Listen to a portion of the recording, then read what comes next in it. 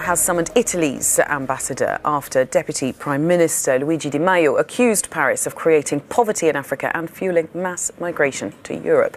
It's the latest chapter in a war of words between Rome and Paris over welcoming migrants to their respective countries. Speaking on Saturday in central Italy, Di Maio attacked France's policy. Che se vogliamo continuare a parlare degli effetti, continuiamo con la retorica sui morti in mare. If we want to continue talking about the effects, let's continue with the rhetoric about those who die at sea, which obviously is a tragedy and they all have my sympathy. But this said, we have to talk about the causes of this. If today we still have people leaving Africa, it is due to several European countries, first of all France, that hasn't finished colonizing Africa.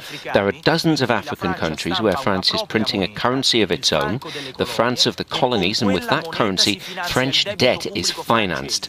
If France didn't have African colonies, which it's impoverishing, it would be the 15th world economic power, and instead it's amongst the leading ones because of what it's doing in Africa. E invece è tra le prime proprio grazie a quello che sta combinando in Africa.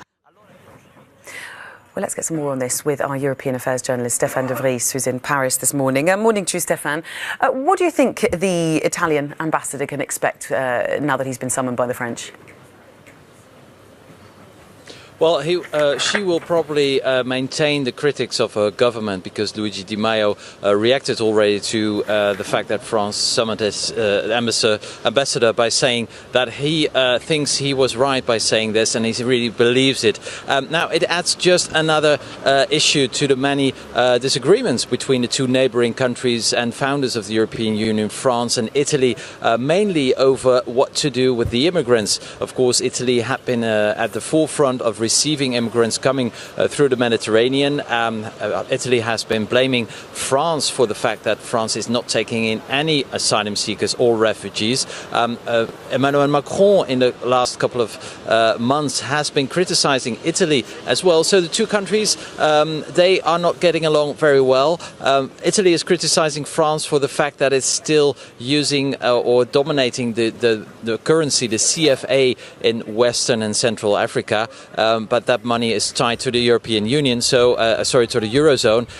So Italy is also partly responsible for that currency in Africa. It's a bit technical discussion, but it really shows how tense the disagreements are between Macron and, of course, the Prime Minister Salvini, but also Luigi Di Maio, the Deputy Prime Minister. Ahead of the European elections, the two countries are basically seen as the two representatives of a populist movement and a European movement, which is then Macron. But this remark by Italy's Deputy Prime Minister shows that the two countries are not getting along very well now.